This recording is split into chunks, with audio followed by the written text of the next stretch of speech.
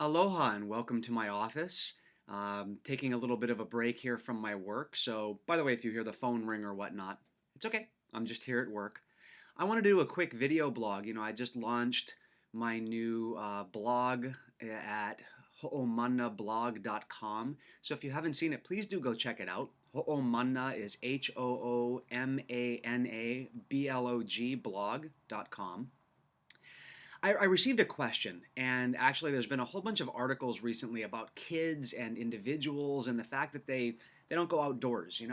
I have these windows here in my office, and I think we sometimes live in an environment where we think a window's good enough, or a screensaver on your computer that shows you the outdoors. That should be good enough in order to get through the day. And the simple fact of the matter is that one of the deeper teachings of Aloha, remember I talked about this in a previous video blog, that all of the letters in the word aloha have to do with a deeper teaching. And the first A is Allah, to be aware, to look around. Ao, A-O, to be in the light. Allah, to be aware, to understand your environment, your surroundings.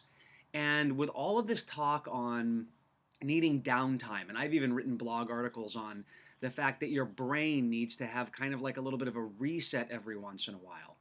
And the idea that breathing fresh air, the air conditioning just turned on while I'm doing this video blog right here. And yeah, the air conditioning is great. It keeps everything nice and cool, but fresh air, being outdoors, I mean, there's so many benefits to it. And one of the simple ones is that it helps you to connect with your environment. It helps to kind of relax your nervous system, slows down the brainwave patterns. And when you go outside, one of the ways to be alert, one of the ways to be aware of your surroundings is to be in what's called hakalau. So, hakalau, it's a practice of going into peripheral vision. So right now I'm looking here at the camera. That's going to be more of a foveal vision. What I want to do is, while I'm looking at the camera, I want to take my awareness and bring it out into the peripheral so that I'm able to see in all directions 180 degrees and bringing it all the way to the front. Now, the idea is to keep it about even across the board. If you go too far into the peripheral, you may go into trance. If you remain too much in the foveal, you're going to be actually in the by going into the peripheral, you go into the parasympathetic nervous system. And what that does is it helps you get into the healing phase. It helps you get into the regeneration phase. From a brainwave perspective, you go into the alpha brainwave pattern. It's a quick way of resetting and rebooting your nervous system.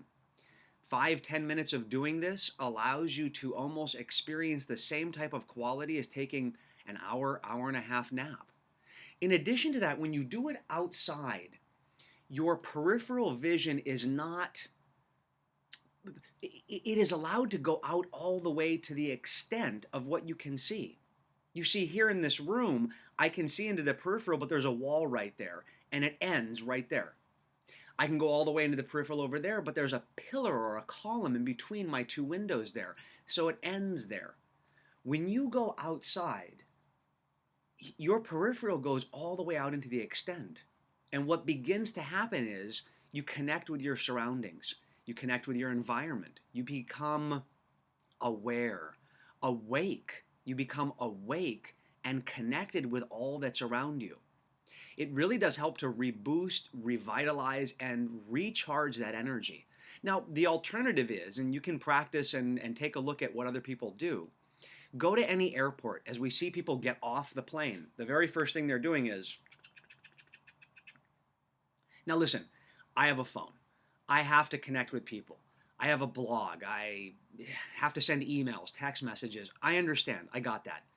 And when I go to a new location, when I go to some place like, I don't know, Seattle, Newport Beach, Toronto, where we're going very soon, I stop for a moment and I look around.